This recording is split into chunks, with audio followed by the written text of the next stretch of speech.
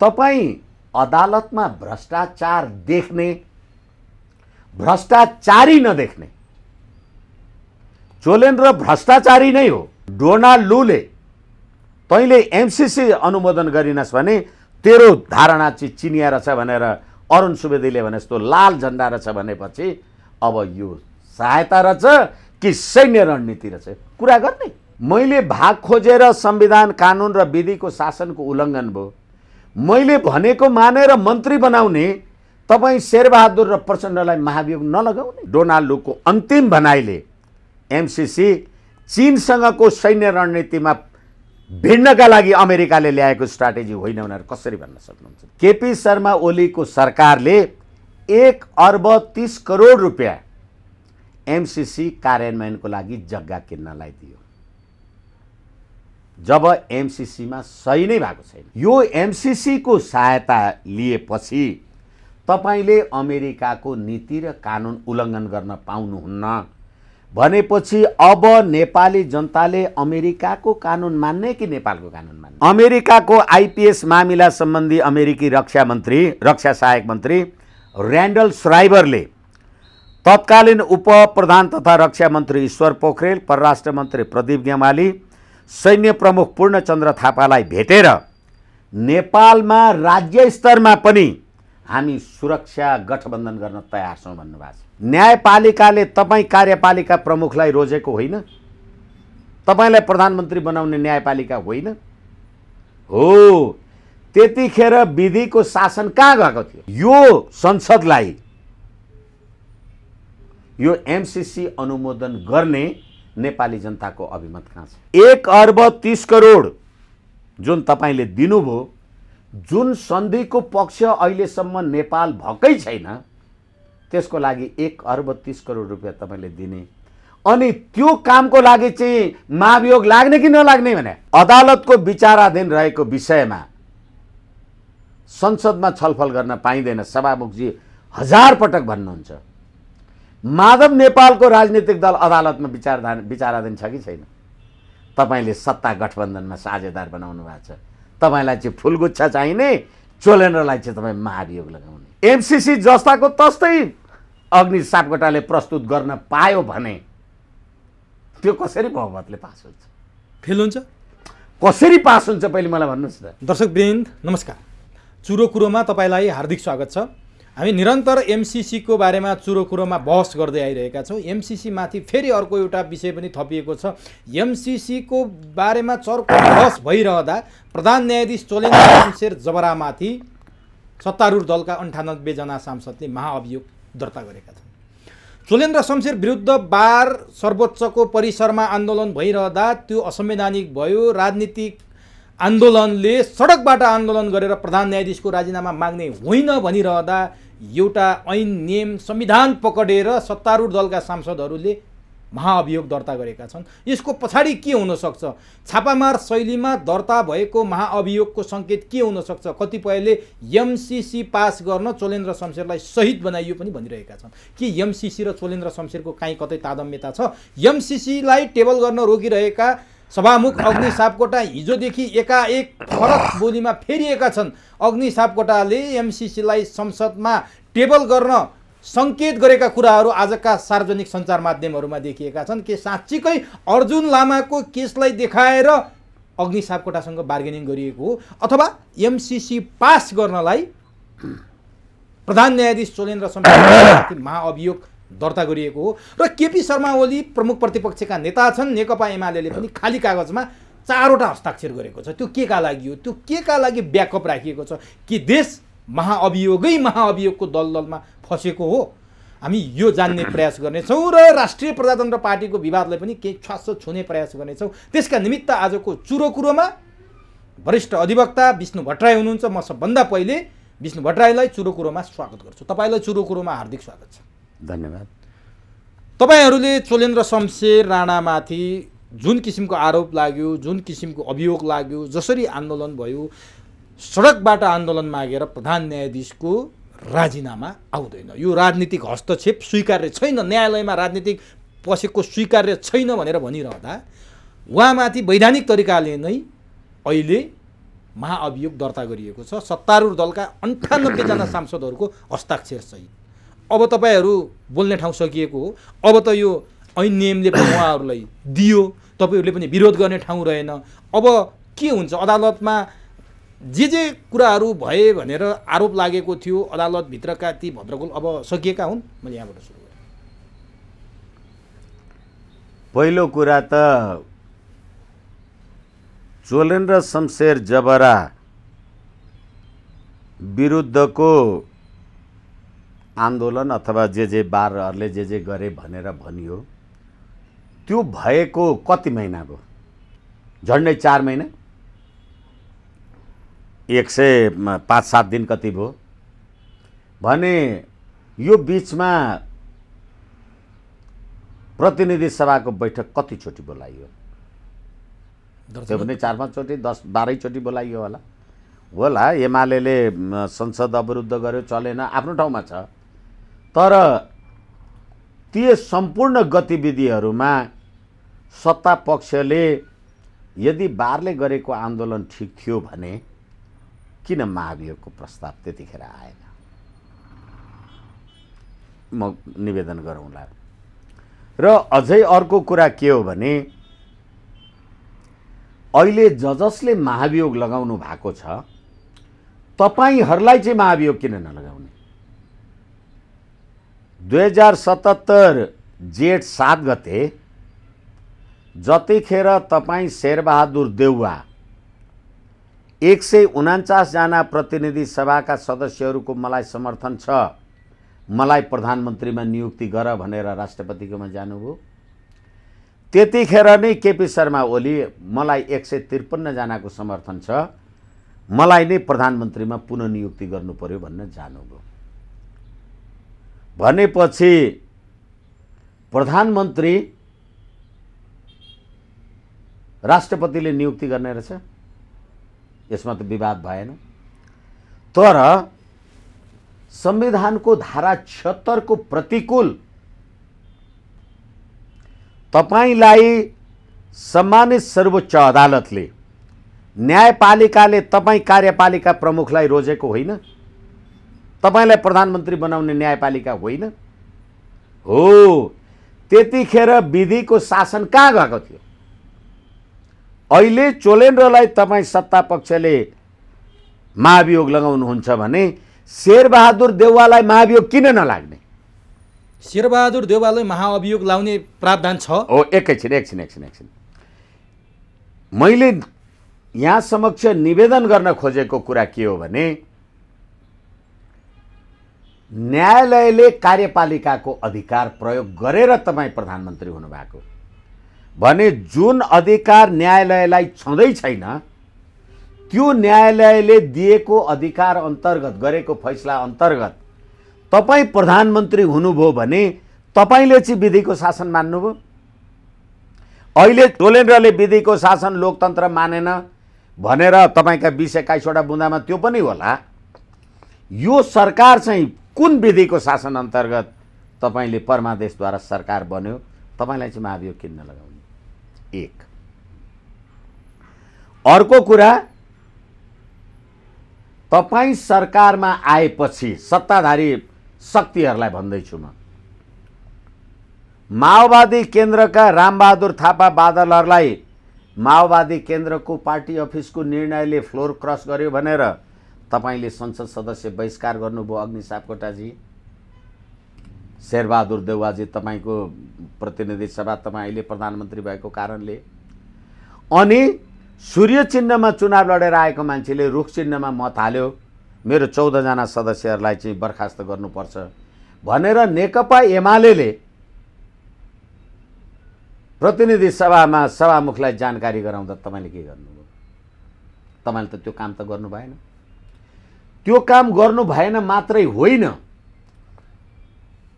सर्वोच्च अदालतको 2078 असार 28 गतेको फैसलाले फ्लोर क्रस गरेका माधव कुमार नेपालहरूलाई कारबाही नगर्नु भनेर पनि लेख्नुभयो। त्यो विधिको शासन भयो। अब तपाईलाई महाभियोग किन नलगाउने? सभामुखलाई, माधव नेपालजीलाई सभामुखजीलाई। अब त्यति मात्रै होइन, यसलाई अब फेरि तपाईँले के भन्नुभयो, होइन चोलेन्द्र शमशेर जवराले त कार्यकारिणीमा भाग खोज्यो, गजेन्द्र हमाललाई यो मन्त्री बनाउने काम गर्यो। म प्रधान न्यायाधीश, मैले भाग खोजेँ र तपाईँले मेरो मान्छेलाई मन्त्री बनाउनु भयो भने मैले भाग खोजेर संविधान कानुन र विधिको शासनको उल्लङ्घन भयो। मैले भनेको मानेर मन्त्री बनाउने तपाईँ शेरबहादुर र प्रचण्डलाई महाभियोग नलगाउने। कहाँ हुनुहुन्छ तपाईँहरू? तपाईँहरू हामी भन्ने गर्छौँ विधिको शासन, तर नेपालमा मैले व्याधाको शासन भन्छु। अब माधव नेपालजीहरूलाई जब बर्खास्त गर्नको लागि उसको पार्टीले जे लेख्यो र सभामुखजी तपाईँले रामबहादुर थापा बादलको हकमा जे गर्नुभएको थियो त्यो कुरा उहाँको हकमा गर्नु भएन भने तपाईँले चाहिँ विधिको शासन मान्नुभयो कि विधिको शासन मानेन भन्नका लागि कालो ब्यानर ल्याएर अदालतमा घुम्ने मात्रै हुन्छ? त्यति मात्रै होइन, अहिले तपाईँले संविधानको धारा 114, पीडा लाग्छ, यो भन्दा ठुलो हामी भन्ने गर्छौँ रुलर्स ल, विधिको शासन कि शासकको विधान। अहिले तपाईँ शासकको विधान चलाउँदै हुनुहुन्छ, विधिको शासन छैन। किनभने संविधान राजनीतिक दल सम्बन्धी ऐन 2073 बमोजिम माधव नेपालहरूको संसद सदस्य समाप्त नगर्नु भन्ने यो सर्वोच्च अदालतको संवैधानिक इजलास, चोलेन्द्र शमशेर मात्रै होइन, संवैधानिक इजलास, ती पाँचैजनालाई महाभियोग किन नलगाउने? अर्को कुरा, अब तपाईँले त माधव नेपालको पार्टीलाई त वैधानिक गर्नु पर्यो, उनीहरू फुटेर आएको। वैधानिक गर्नका लागि संविधानको धारा 114 अध्यादेशको व्यवस्था, त्यो 114 को व्यवस्था तपाईँले कसरी मनमोजी तरले निरङ्कुश तरहले प्रयोग गर्नुभयो भने दल त्याग सम्बन्धी ऐन 2073 त दल फुटाउनका लागि त 60 र 40% को दरले दल विभाजन हुनु पर्थ्यो। तपाईले 20% ले संसदीय दल भए पनि पार्टी भए पनि पाइन्छ भनेर तपाईले भन्नुभयो होइन? भन्नुभयो, ठिक छ। अनि माधव नेपालजीको दल दर्ता गरेपछि त्यो अध्यादेश फिर्ता लिनुभयो होइन? तपाईलाई महाभियोग नलगाउनु। त्यति मात्रै होइन,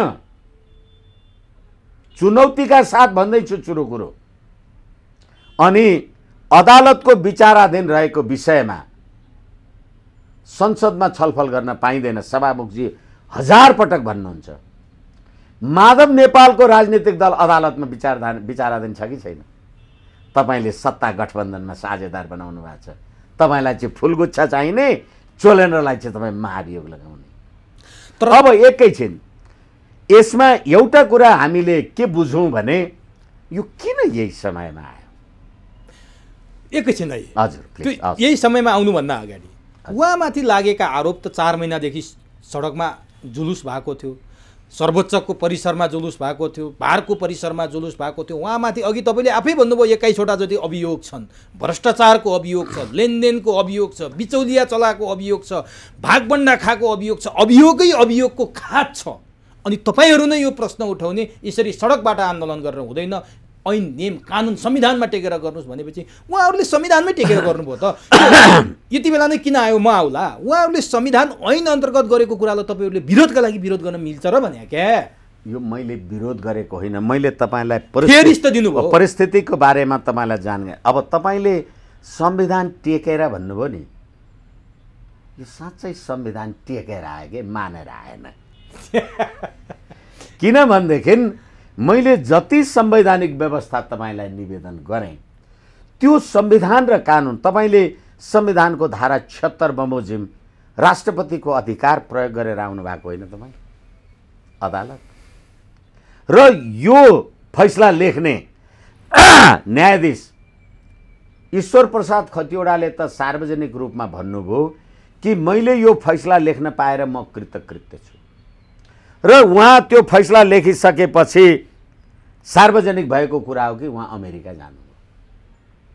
होला आफ्नो कुनै केही गतिविधिले शङ्का नगरौँ न हरेक कुरामा। होइन जानुभयो होला।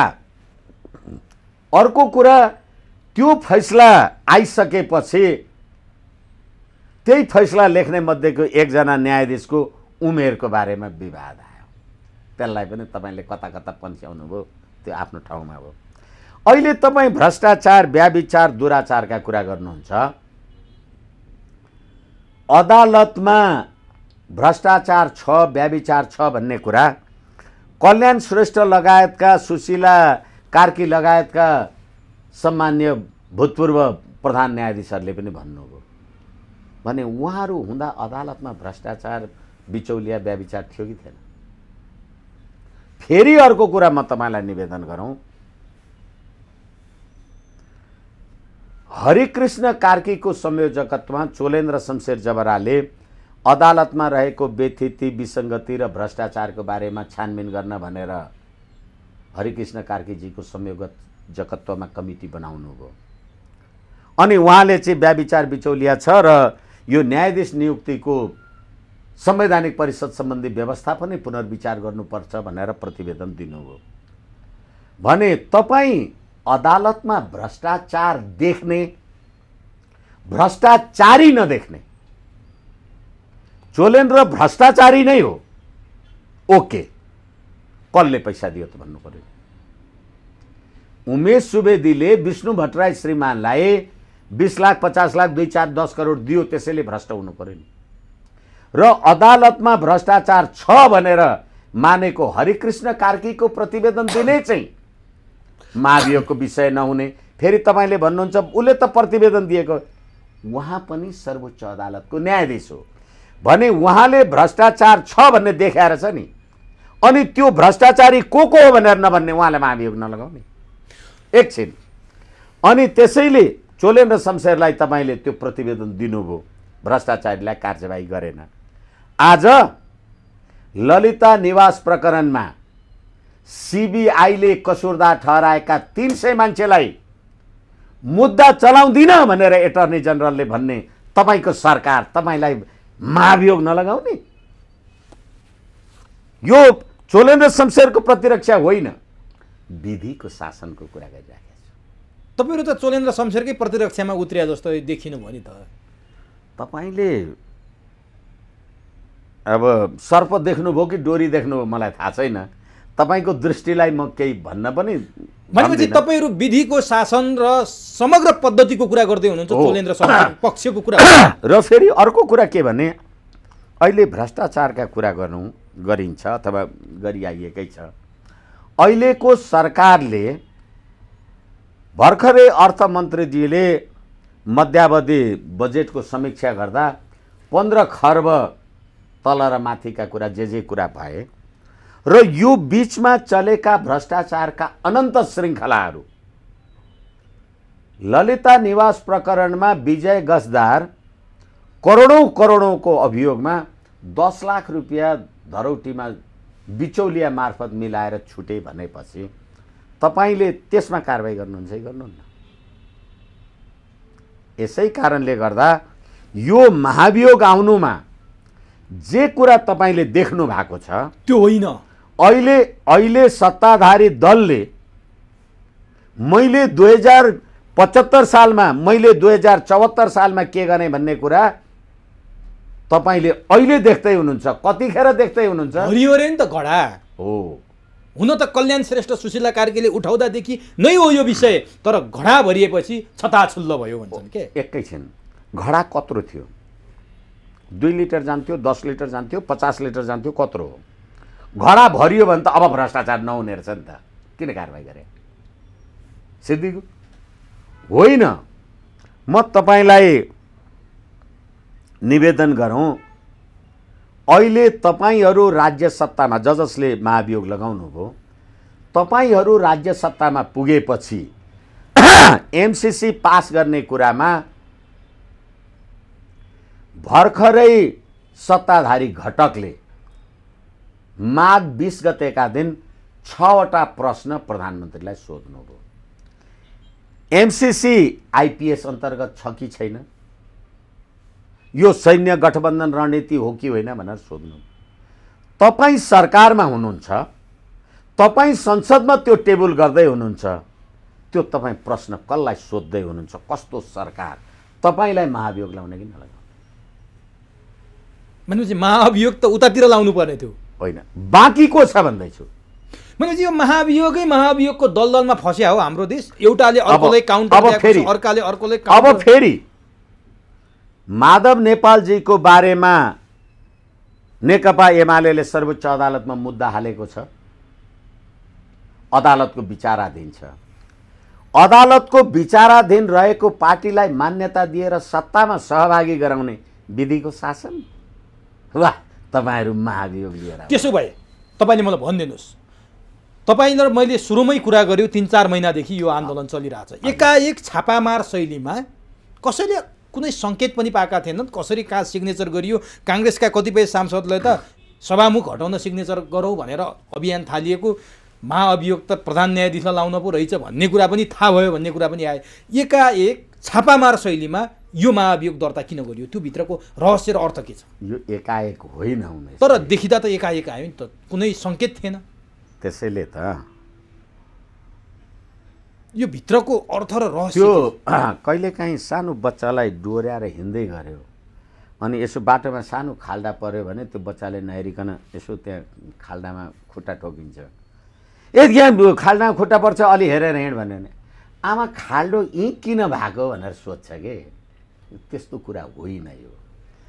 अहिले डिजाइन हो यो पुरै हो। यसैले मेरो आफ्नो कुरा तपाईँलाई निवेदन गर्ने, तपाईँको जिज्ञासालाई सम्बोधन गर्ने प्रयोजनका लागि अहिले एमसीसी को प्रक्रिया अथवा चर्चा उत्कर्षमा पुगेको छ। फागुन 16 तपाईँले मागेको टाइम तपाईँले त्यसलाई म्यानेज गर्न सक्नु भएको छैन र निर्वाचन आइराखेको छ र निर्वाचन आइराखेको बेलामा आम नेपाली जनताको धारणा एमसीसी को प्रतिकूल छ। तपाईले अमेरिकालाई चिठी लेख्दा, त्यो अहिले हामी प्रसङ्ग पर्यो भने त्यसलाई कुरा गर्न सक्छौँ। अमेरिकालाई चिठी लेख्दा केही कुरा भनेर चिठी लेख्नु भएको छ, समय माग्नु भएको छ। तपाईँ एमसीसी पास गर्नुहुन्छ, निर्वाचनमा 0 हुनुहुन्छ। तपाईँ एमसीसी फेल गर्नुहुन्छ, तपाईँ अमेरिकाको सुलेमानी हुनुहुन्छ। कसरी हुनुहुन्छ? किनभने डोनाल्ड लूले तपाईँलाई 6वटा विकल्प दिनुभयो, थर्काउनु भयो। एमसीसी यस कि नो भन्नुहोस्। 1, यो संशोधन हुँदैन। 2, समय पनि थप्दैनौँ हामी। 3, अमेरिकाको नेपाल नीति परिवर्तन गर्छौँ। 4, अनि यो पास भएन भने तपाईँहरूको चिनियासँगको प्रभुत्व हो भन्छौँ हामी। भनेपछि अन्तिम भनाइले, डोनाल्ड लूको अन्तिम भनाइले एमसीसी चीनसँगको सैन्य रणनीतिमा भिड्नका लागि अमेरिकाले ल्याएको स्ट्राटेजी होइन भनेर कसरी भन्न सक्नुहुन्छ तपाईँ? आफैले पुष्टि गरे। आफैले पुष्टि गरे र अहिले अमेरिकी राजदूत ऱ्यान्डी बेरीले के भन्नुभयो? यो धम्की होइन भन्नुभयो उहाँले। हो, मैले तपाईँलाई मान्छे होइन भने जस्तै भयो। मैले तपाईँलाई चोर, मैले तँलाई चोर भने होइन नि भने जस्तै कुरा भयो। किनभने म तपाईँलाई उहाँले भनेको भाषा निवेदन गरौँ। नेपालले बाचा पूरा गर्न वर्षौंसम्म ढिलाइ भएपछि हामीले चाहेको यति हो कि सम्झौता अनुमोदनलाई, सम्झौता अध्ययनलाई होइन, सम्झौताको बारेमा व्याख्या विश्लेषण र टिप्पणीलाई होइन, सम्झौता अनुमोदनलाई मतदान प्रक्रियामा ल्याइयोस्। मतदानमा गएर त अनुमोदन गर्दिन भन्न पाउँदैनस् भन्नुभयो। योभन्दा बढी थर्काउनु अरू पर्छ? मतदानमा गएपछि नो भन्न पाइएन। एकैछिन, म नो भन्छु कि भन्दिनँ मेरो आफ्नो कुरा हो। तर ऱ्यान्डी बेरीले के भन्नुभयो भने अनुमोदनलाई मतदान प्रक्रियामा ल्याइयोस्। अनुमोदन इन्कार गर्नलाई होइन, अनुमोदन गर्नलाई। तपाईले मेरो देशको संसद सदस्यहरूलाई तैँले अनुमोदन गर्नुपर्छ भन्नुभयो। अब ल्याइयोस् ताकि नेपाली जनताले निर्वाचित प्रतिनिधि मार्फत आफ्नो भनाइ राख्न सकुन्। भनेपछि एमसीसी कहिले सम्झौता सही गर्नुभयो? 2017। नेपालीमा भन्यो भने अलि आम जनतालाई बुझ्न सजिलो हुन्छ। 2074 भदौ 29 गते। भनेदेखि तपाईँले 2074 भदौ 29 गते यो सम्झौता गर्नुभयो, नेपाल सरकारले गरेछ। अनि हाम्रो प्रतिनिधि सभाको चुनाव कहिले भयो? 2074 मा भयो। 2074 मन्सिर 10-20 गते। 2 चरणमा भयो, जतिसुकै चरणमा होस्। भनेदेखि यो सम्झौता भएपछि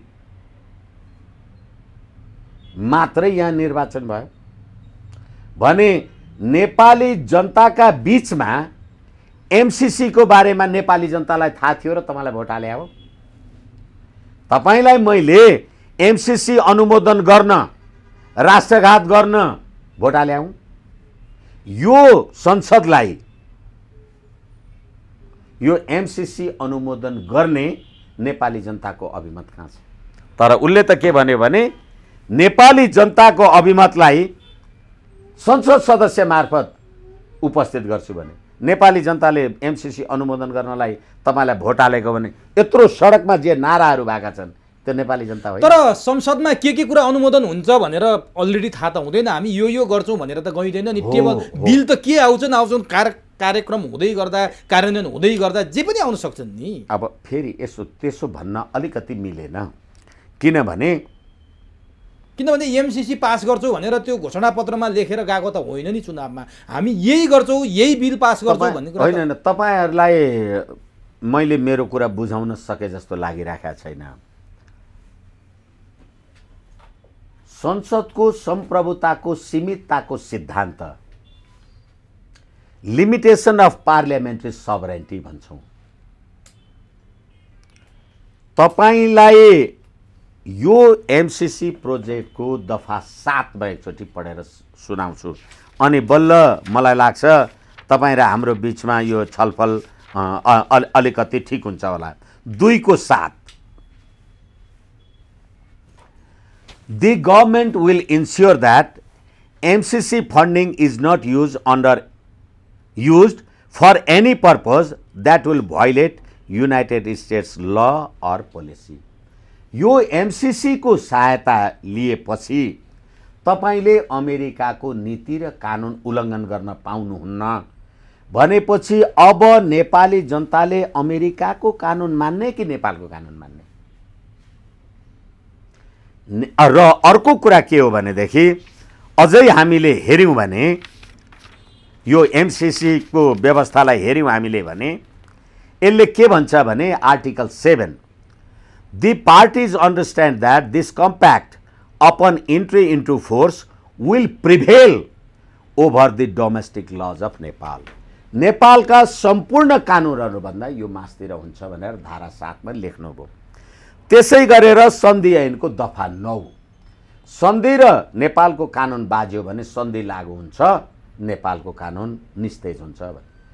अब तपाईले भन्नुभए अनुसार यो त निर्वाचनको घोषणा पत्र सत्रमा त लेखेको थिएन नि भनेपछि तपाईलाई नेपालको कानुन र संविधान अन्तर्गत काम गर्न मैले मत दिएको ल नेपालको कानुन भन्दा माथि हुन्छ यो भनेर लेखेपछि तपाई नेपालको कानुन अन्तर्गत रहेको यो संविधानको धारा 1 यो संविधान नेपालको मूल कानुन हुन्छ भनेपछि नेपालका सबै कानुन भन्दा माथि हुने रहेछ यो।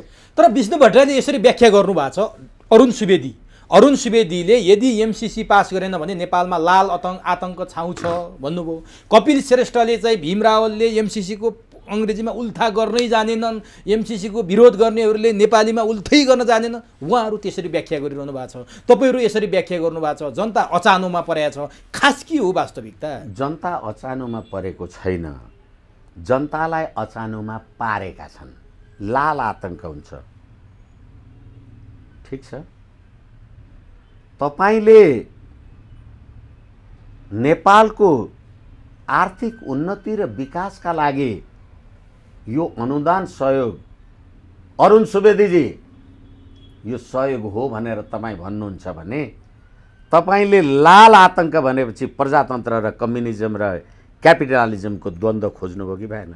यो नेपालको देशको हितमा रहेछ होइन भने त बाटो बन्यो अरे, मोटर चढ्यो अरे, त्यो मोटरमा त्यो लाल मोटर हो कि काल मोटर हो भन्ने तपाईँ? लाल आतङ्क भन्ने बित्तिकै यो अमेरिकी साम्राज्यवाद विस्तारवादको कुराहरू छ भन्ने कुरा थाहा भयो र एमसिसी को सम्झौता अमेरिकाको वर्तमान कानुन र भविष्यमा बन्ने नीतिको विरोध गर्न पाइने छैन भनेपछि ठ्याक्कै तपाईँले भनेको कुरा मिल्यो। अहिले जो बाइडेन जब अमेरिकामा राष्ट्रपति हुनुभयो र उहाँले पहिलो पटक आफूले परराष्ट्र सम्बन्धी मन्तव्य राख्दा चीनसँगको प्रतिस्पर्धामा प्रजातान्त्रिक शक्तिहरूलाई अगाडि बढाउनका लागि संसारका लोकतान्त्रिक राष्ट्रहरूसँग सहकार्य बढाउने, त्यसको लागि एमसिसी जस्ता प्रोजेक्ट कम्प्याक्ट लेटर अफ एक्सचेन्जको माध्यमद्वारा पनि गर्न सकिन्छ भन्नुभयो। यत्रो सन्धि सम्झौता कागज केही चाहिँदैन, जस्ट एउटा चिठीको आदान प्रदानले हुन्छ भनेर उहाँले भन्नु भएपछि त्यसको वर्ष दिन पुग्दा नपुग्दा डोनाल्ड लूले तैँले एमसिसी अनुमोदन गरिनस् भने तेरो धारणा चाहिँ चिनिया रहेछ भनेर अरुण सुवेदीले भने जस्तो लाल झन्डा रहेछ भनेपछि अब यो सहायता रहेछ कि सैन्य रणनीति रहेछ कुरा गर्ने। जो बाइडेनले भनेको कुरालाई अक्षरशः अहिले डोनाल्ड लूले भन्नु। अब त्यति मात्रै होइन, अहिले भर्खरै अमेरिकाका राजदूत, नेपालका लागि राजदूतले के भन्नुभयो भने सामान्य रूपमा दुई देशबीच हस्ताक्षर भएको सम्झौताबाट पछि हट्दा यसले सम्बन्धमा असर पर्न सक्छ भने चाहिँ यो पनि धम्की हो। खबरदार यो गरिनस् भने तँलाई म ठेगानमा ल्याउँछु। अनि केयुएचओ जो 77 पुस 14 र 15 गते नेपाल आए, त्यतिखेरको त्यो द्वन्द्व जेबको कुरालाई उनले सम्बोधन गरेर भनेका छन् नेपालमा रहेको राजनीतिक अस्थिरताले चीनको सुरक्षा व्यवस्थामा खतरा नपुगोस्। आज डोनाल्डले भने नि एमसिसी पास गर्दैनस् भने चीनको भाट रहेछस् भनेपछि खबरदार मेरो स्वतन्त्रतामा असर पुर्याउने काम नगर भनेर अमेरिकालाई भनेर चाहिँ बुझ्नुभयो? अरुण सुवेदीजीले भन्दैमा हुन्छ? त्यसो भए प्रधान न्यायाधीशलाई महाअभियोग लगाएको विषय र एमसिसीको विषय काहीँ न काहीँ जोडिन्छ हो। अब यति धेरै कुरा छन्, कन्टेन्ट पुरा गर्नै पाइँदैन। अघि म त्यो कुरालाई निवेदन गर्दै थिएँ। किन जोडिन्छ? अहिले तपाईँले एमसिसी जस्ताको तस्तै पास गर्छु भनेर प्रचण्डजीले 29 सेप्टेम्बरमा त चिठी लेख्नुभयो। अहिले संशोधन नगरिकन पास गर्दिन भनेर माधव नेपालजी भन्नुहुन्छ, पुष्पकमल दाहालजी भन्नुहुन्छ। पुष्पकमल दाहाल त्यही पात्र हुनुहुन्छ। 2077 फागुन 23 गते सम्मानित सर्वोच्च अदालतको बम कुमार श्रेष्ठ र कुमार रेग्मीको इजलासले नेकपाको दर्ताको वैधानिकता ऋषिराम कट्टेलको मुद्दामा त्यो निर्वाचन आयोगले दर्ता गरेको मिलेन भनेर भनिदिए पुग्थ्यो नि। त्यसले के भन्यो? नेकपा एमाले नै हो, नेकपा माओवादी नै हो भनेर सर्वोच्च अदालतले पार्टी दर्ता गरिदियो र त्यसको विरुद्धमा पुष्पकमल दाहालजी त जानु त पुनरावलोकन गर्न जाँदाखेरि चोलन र शमशेरले हुँदैन भनिदिए। अब अहिले निर्वाचनको बेला छ, एमसिसी पास गर्नुहुन्छ जनताले मत दिँदैनन्, एमसिसी फेल गर्नुहुन्छ सुलेमानी बन्नुहुन्छ। किनभनेदेखि तपाईँले अब यो चिठी पढौँ एकचोटि। मैले अरू साथीहरूलाई पनि निवेदन गरेको छु, म चुरो कुरोलाई पनि निवेदन गर्छु।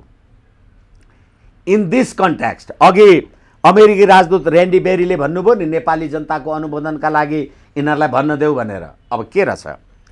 इन दिस कन्टेक्स्ट वी दुईजना Sher Bahadur Deuba prime minister and president of Nepali Congress, तपाईले किन प्रेसिडेन्ट अफ नेपाली काङ्ग्रेस भन्नुभयो? यो पार्टीले सही गरे कागज हो कि सरकारले गरे हो? अब हिजो भएको नेपाली काङ्ग्रेसको कार्य सम्पादन समितिको बैठकमा एमसीसी जनतालाई बुझाएर मात्रै अगाडि बढाउनुपर्छ भन्ने एक थरी हुनुहुन्छ, अर्को थरी एमसीसी अहिले पास गरौँ भन्नुहुन्छ। भनेपछि नेपाली काङ्ग्रेसको अध्यक्षको पनि सभापतिको हैसियतले पनि म तपाईँलाई चिठी लेख्दैछु भनेपछि मेरो पार्टीभित्र एमसीसी पास गर्न सहमत छ भने होइन? खोइ रहेछ सहमत। अब and Pushpa Kamal Dahal Prachanda, chairman of communist party of Nepal Maoist centre, leaders of the coalition partners of the present government of Nepal. म माओवादी केन्द्रको माओवादी हुँ, त्यसकारणले गर्दाखेरि यो चिठी लेख्दैछु भनेपछि माओवादी केन्द्रको देव गुरुङहरू के भन्नुहुन्छ? एमसीसी पास गर्नुपर्छ भन्नुहुन्छ? लिलामणी पास गर्नुपर्छ भन्नुहुन्छ? भन्नुहुन्न भने उहाँले अमेरिकालाई के भन्नु? फेरि 5 दलीय गठबन्धन हो, प्रचण्ड र शेरबहादुरले मात्रै चिठी लेख्ने, अरू 3 जना के हुन्? यसैले धेरै कुरा म बुझ्नको लागि अदालतमा प्रधान न्यायाधीशको महाभियोगसँग कहाँ जोडियो त एमसीसी? त्यसैले मैले कन्टेन्ट पुरा गरेँ भने अनि थाहा हुन्छ। अनि make request the MCC board for providing additional time for the ratification of the compact. यो सम्झौता जस्ताको तस्तै पास गर्नलाई समय दिनुहोस् भनेर भन्नुभयो तपाईले।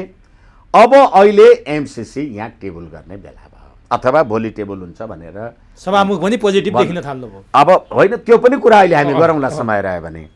अब तपाईँ भोलि टेबल गर्छु भनेपछि अहिले संसदमा टेबल गर्दाखेरि त माधव कुमार नेपालजीको मुद्दा त सर्वोच्च अदालतमा छ, केपी शर्मा ओलीले हालेको।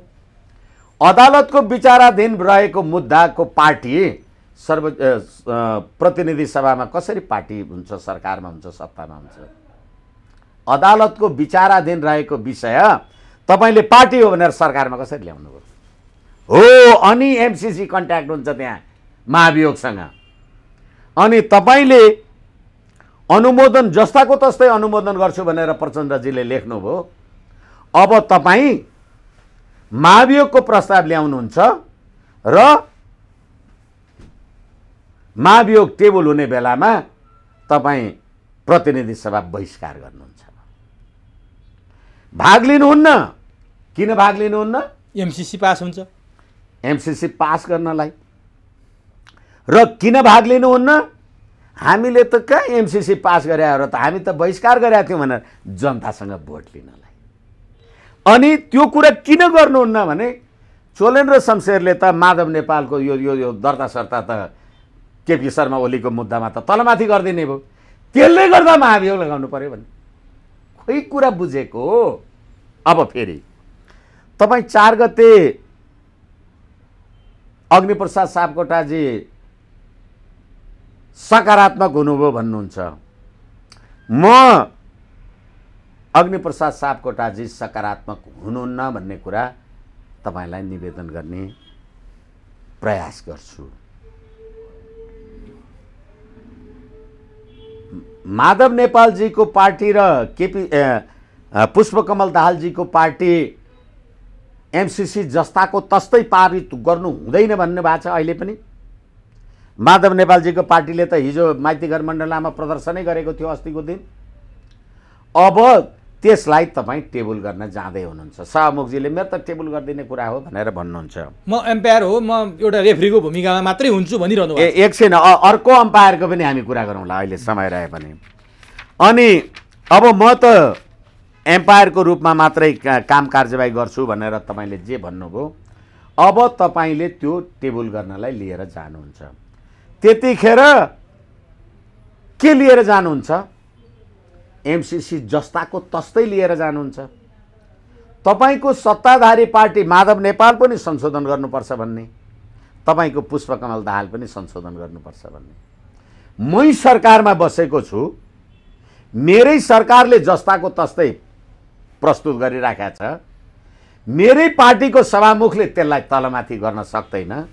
मेरै सरकारको सभामुखले ल्याएको प्रस्तावलाई संसदभित्र बसेर म संशोधन भन्न सक्छु? तपाईँ बहिष्कार त गर्ने भयो नि त मैले। एकैछिन, तपाईँ प्रचण्डजी भए के गर्नुहुन्छ, माधव नेपालजी भए के गर्नुहुन्छ? माधव नेपालजी त अझ अदालतको विचाराधीन हुनुहुन्छ, उहाँ त पार्टी नै होइन।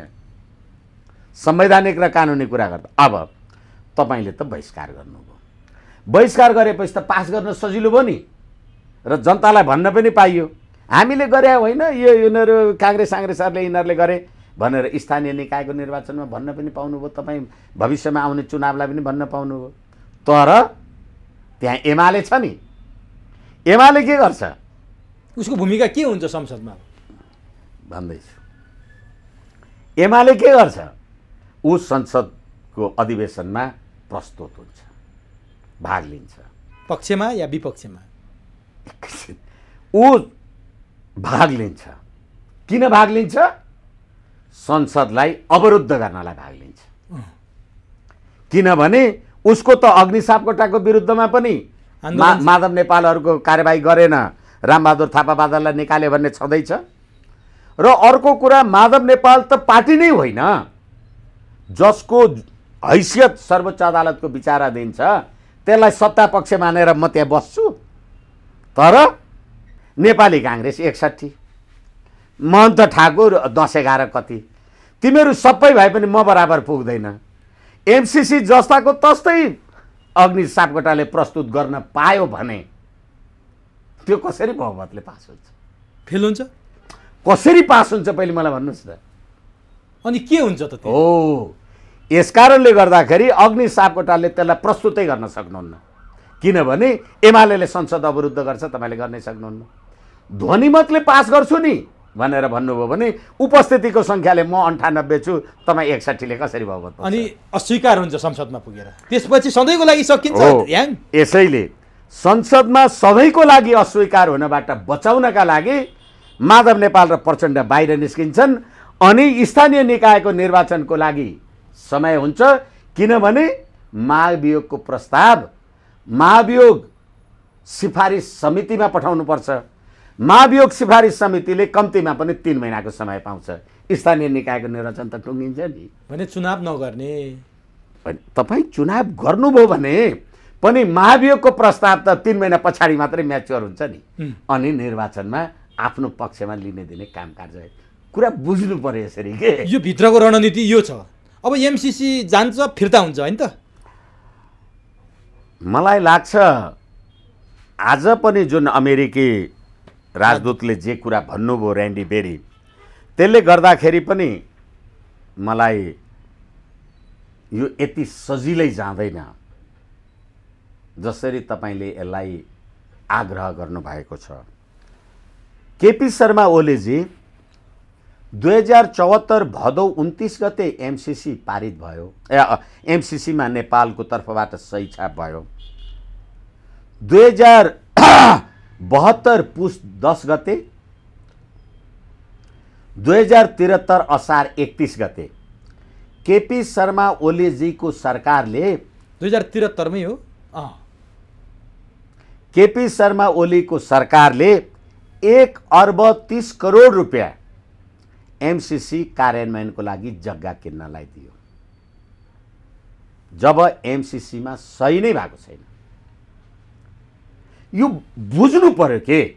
अनि त्यत्रो जग्गा किन्न दिएको मान्छेले केपी ओलीले भोलि पास गर्न समर्थन गरेर व्हिप गर्दै जारी गर्दै र त्यो प्रचण्ड माधव बाहिर आए पनि ध्वनि बहुमतले पारित भइदियो भने कसरी ध्वनि बहुमतले पारित? केपी ओलीको र काङ्ग्रेसको मिलेर पारित हुँदैन? प्रतिनिधि सभा चल्न दिनु पर्यो नि तपाईले। अनि उपस्थिति त म 98 छु, तपाईको ध्वनि मत त 61 नै हुन्छ, 63 नै हुन्छ, 75 नै होला। कसरी समाधान हुन्छ त यो विषय? त सधैँभरि ल्याङल्याङ हुने भयो नि त। एकैछिन, यो ल्याङल्याङ कसले गरे? यो राज्य प्रणालीले। ल्याङल्याङ कहाँसम्म रहेछ भने एमसिसी पारित गरेन भने चीनसँगको तिमीहरूको लगाव हो भनेपछि यति सजिलो रूपमा र यति तत्कालै बुझिहाल्ने रूपमा हामी नलिउँ न। यसै कारणले गर्दाखेरि अब यो एमसिसी त केपी शर्मा ओलीले 1 अर्ब 30 करोड रुपियाँ दिनुभयो। 2073 असार 31 गते र 2072 पुस 10 गते भने 2074 मा सही भएको कागजलाई 73 मै तपाईले सम्पत्ति कसरी दिनुभयो? त्यसैले केपी शर्मा ओली यसलाई होइन भन्न सक्नुहुन्न तर हो भन्ने अवसर दिनुहुन्न। अनि के बात हो यो? हो यो राज्य प्रणाली कहाँबाट आएर छ यो कुरा बुझ्नु पर्यो। अब त सबै सुलेमानी हुने बेर छैन। होइन भने 1 अर्ब 30 करोड जुन तपाईले दिनुभयो, जुन सन्धिको पक्ष अहिलेसम्म नेपाल भएकै छैन, त्यसको लागि 1 अर्ब 30 करोड रुपियाँ तपाईले दिने, अनि त्यो कामको लागि चाहिँ महाभियोग लाग्ने कि नलाग्ने भने अब उहाँ पनि फेरि हस्ताक्षर गरेर बस्नु भएको छ नि 4वटा खाली पेपरमा हस्ताक्षर, त्यो केका लागि? अब यो एकदम पछिल्लो कुरा, यो फेरि अलि तफसिलको कुरा। अहिले हामी जे गरिराखेका छौँ मेन कुरामा हामी जाँदाखेरि चाहिँ अब एमसीसी कहिले टेबल भयो? टेबल त भएको छैन। भएको छ पक्न 2076-330 मा केपी शर्मा ओलीले यो पैसा दिनुभयो, 74 मा सही भयो। तत्कालीन अर्थमन्त्री युवराज खतिवड़ाले 76-330 मा टेबल गराए। 76-330 मा टेबल गराउनु भयो तपाईले भने अहिलेसम्म त्यो एमसीसी के भयो? एउटा सन्धि कतिचोटि टेबल गर्नुहुन्छ तपाईँ? शाहमुखलाई सोध्नु न, तपाईहरु त आम संसारको मान्छे। म तपाईलाई फेरि निवेदन गरौँ, नेपाल सरकारले त्यस्तो सन्धि सम्झौता स्वीकार गरेपछि नेपाल सन्धि ऐन 2047 को दफा 10 ले त्यसरी स्वीकार गरिसकेपछि व्यवस्थापिका संसदको बैठक बसेको 1 महिनाभित्र जानकारीको लागि व्यवस्थापिका संसदमा पेश गर्नुपर्छ। तपाईले 1 महिनाभित्र गर्नुभयो? 2 वर्षपछि 74 मा सही भएको, अहिले त 78-79 हुन लाग्यो। 76 मा गर्दा त 2 वर्ष भयो नि। अनि 76 मा गरेपछि के भयो त? एउटा छोराको कतिचोटि निवारण गर्नुहुन्छ तपाईहरु? अब बरु क्रिया चाहिँ वर्ष वर्षमा गर्ने हो, निवारण त जिन्दगीमा एकचोटि। यो किन भएको? अब के गर्ने त भन्नु त? यो अब जति कुरा गरे पनि नसकिने भयो। किनभने यो चीन अमेरिका, चीन भर्सेस आफूलाई बाँकी प्रजातान्त्रिक विश्व भन्नेहरूको शक्ति राष्ट्रको द्वन्द्वमा तपाईँ फस्नुभयो। त्यहाँबाट निस्किन सकिँदैन? सक्नुहुन्न। किनभने 8 डिसेम्बर 2019 मा अमेरिकाको आइपीएस मामिला सम्बन्धी अमेरिकी रक्षा सहायक मन्त्री र्यान्डल श्राइबरले तत्कालीन उप प्रधान तथा रक्षा मन्त्री ईश्वर पोखरेल, परराष्ट्र मन्त्री प्रदीप गेवाली, सैन्य प्रमुख पूर्णचन्द्र थापालाई भेटेर नेपालमा राज्य स्तरमा पनि हामी सुरक्षा गठबन्धन गर्न तयार छौँ भन्नुभएको छ। भनेपछि अब द्वन्द्वमा फस्यो। अनि प्रष्ट कुरा, टङ्क कार्की भन्ने एकजना व्यक्तित्व, भूतपूर्व चिनिया राजदूत, नेपालका लागि चिनिया राजदूत र अर्का शङ्कर शर्मा अमेरिकाका लागि राजदूत।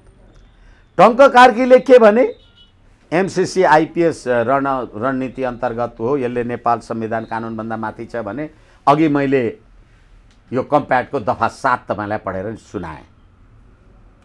अब यो देशका दुईटा राजदूतहरू, एउटा त्यसमा सैन्य रणनीति र कूटनीति देख्छ, अर्को विशुद्ध आर्थिक कुरा देख्छ। के हो यो? तपाईँ जे देख्नु होला, म जे देखौँला, कागज त यही हो नि। दर्पण झुट नबोले भने जस्तो। त्यसैले अमेरिकाको सैन्य रणनीतिसँग केरुङ, काठमाडौँ, बुटवल हुँदै गोरखपुरसम्म पुग्ने विद्युत प्रसारण लाइन भनेको त प्राकृतिक स्रोतको बाँडफाँड हो, भारतसँग पनि हुने भयो। भनेपछि प्राकृतिक स्रोतको बाँडफाँड गर्दा संविधानको धारा 279 को उपधारा 4 ले 2 तपाईले 2/3 बहुमतबाट पास गर्नुपर्छ। त्यो पनि छैन। यो पार्लियामेन्ट यिनीहरूको हैसियत छ, हिम्मत छ? यो अरुण सुवेदीले भनेर हुन्छ? अब मलाई अन्तिममा भनिदिनुहोस् तपाईँले, अब जति कुरा गरे पनि यो कहिल्यै नसकिने विषय, वर्षौँदेखि यही विषयमा छलफल गरेको छु, हो सही हो, जति तान्यो तन्किया छ। मलाई भनिदिनुहोस् त, सभामुखले केही दिन अगाडिसम्म टेबल गर्ने कुरामा सकारात्मक प्रस्तुति दिएको देखिँदैन। हिजोदेखि सभामुख यो महाअभियोग लगाइसकेपछि सभामुखले अलिकति ग्रिन सिग्नल दिनुभएको, म चाहिँ रेफ्रीको भूमिकामा मात्र यो दलहरूले ल्याएपछि मैले अगाडि सारिदिने हो भनेर सभामुख एकाएक परिवर्तन हुनुभएको छ। उहाँलाई कहीँ कतैबाट दबाब हो? किनभने अर्जुन लामाको केस चोलेन र शमशेरको इजलासबाट केपी ओलीको साइडले मेरो विरुद्धमा फैसला गर्थ्यो होला, महाभियोग उतातिर लागेर आएपछि म अलिक होइन टन्टा साफ भएको छैन, म अलिक कम्फर्टेबल भएँ भनेपछि त्योसँग बार्गेनिङ भयो। एकछिन फेरि यो अलिकति यो भन्ने बानी छ। तपाईँले महाभियोग प्रतिनिधि सभामा तत्काल कायम रहेका 2/3बाट पास गर्नुपर्छ, अनि मात्रै महाभियोग पारित हुन्छ र हट्छ। तर के हो भने संसदीय सुनवाई समितिमा प्रतिनिधि सभा र राष्ट्रिय सभा दुवै सदनका सदस्य रहने गरी 15 सदस्यीय संसदीय समिति हुन्छ र संवैधानिक परिषदमा राष्ट्रिय सभाको अध्यक्ष पनि हुन्छ, प्रधानमन्त्री विपक्षी दलको नेता हुन्छ। भनेपछि मलाई त राष्ट्रिय सभा र प्रतिनिधि सभाले प्रधान न्यायाधीश बनाएको, तपाईँ प्रतिनिधि सभा एक्लैले मलाई हटाउनुहुन्छ? कहाँ गएर टुङ्गिन्छ त यो? कहाँ बनाउनु भएको छ संविधान? त्यसैले अब सभा के अरे हाम्रो प्रधान न्यायाधीश पदमुक्त भइसक्नु भयो कि फेरि फर्केर आउने अवस्था छ? ओहो, उहाँलाई अहिले अभियोग लगाउने प्रक्रिया मात्रै सुरु भएको छ। ए भनेपछि उहाँ फर्केर आउन सक्नुहुन्छ फेरि? किनभने सुशीला कार्की अब फेरि यही संविधानको धारा 101 को 6 ले त्यस्तो अभियोग लागेको पदाधिकारीले पदको कार्य सम्पादन गर्न पाउने छैन मात्रै लेखेको छ, निलम्बन हुन्छ कहाँ लेखेको? तर त्यही दिनदेखि निलम्बन भएको भनेर प्रचार प्रसार भयो। प्रचार प्रसार तपाईँहरू जेसुकै गर्नुहोस्, मलाई कसले नियुक्ति गरे? संवैधानिक परिषदको सिफारिसमा संसदीय सुनवाई समितिको अनुमोदनले राष्ट्रपतिले मलाई नियुक्ति गर्नुभयो। अब निलम्बन कसले गर्नु? संसदले त मलाई हटाउनु पो सक्छ त महाभियोग लगाएर, मलाई निलम्बन गर्ने कहाँ छ? भनेपछि फर्केर आउनुभयो भने त्यो घाइते बाघ बन्नुभयो भने के गर्नुला चोलेन्द्र शमशेरले? होइन त्यो जे होला, होइन तर स्थिति त अझै क्रिटिकल छ नि। एकछिन, त्यसैले कस्तो पद्धति प्रणाली संविधान बनाउनु भएको छैन सधैँ भन्छु नि म। भनेपछि त्यो फाल्न पर्यो र अनि मात्रै समाधान हुन्छ हो?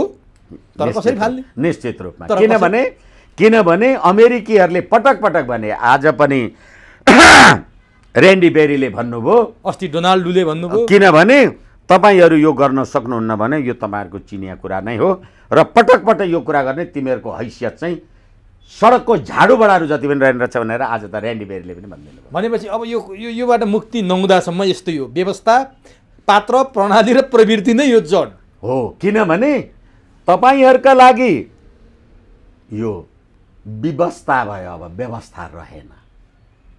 यसकारणले गर्दा तपाईँ आफू सरकार भएर आफूले प्रस्तुत गर्ने प्रस्तावको पक्ष र विपक्षमा बोल्न नसकेर संसद बहिष्कार गरेर भाग्नुहुन्छ। यस्तो व्यवस्था होइन व्यवस्था। एउटा मान्छे बाटोमा आइराखेको रहेछ, अनि त्यहाँबाट अलिकति अब तलमाथि कोनी के गरे र त्यसलाई यसो कुटपिट गर्न थालेछन्। अनि घरमा आएर भनेछ, होइन तँ के भयो, तँ त यस्तो अलिकति कुटपिट भयो जस्तो भन्छन्। होइन, म बाटामा एक्लै हुल्काहुल थिएँ, त्यो 20-25 जना मान्छे आएर एक्लै कुटै गरे, म त डराएन भाग्यो भन्थ्यो अरे। यो ट्याक्कै त्यस्तै हो। हस्, तपाईँसँग यो राष्ट्रिय प्रजातन्त्र पार्टीको नि कुरा गरौँला भनेको थिएँ, समयले साथ दिएन। अर्को कुनै बसाइमा त्यो पार्टीभित्रको विवादका बारेमा, नयाँ पार्टीको बारेमा फेरि कुराकानी गरौँला। समय दिनुभयो, समय र संवादका लागि तपाईँलाई हार्दिक धन्यवाद। हस्।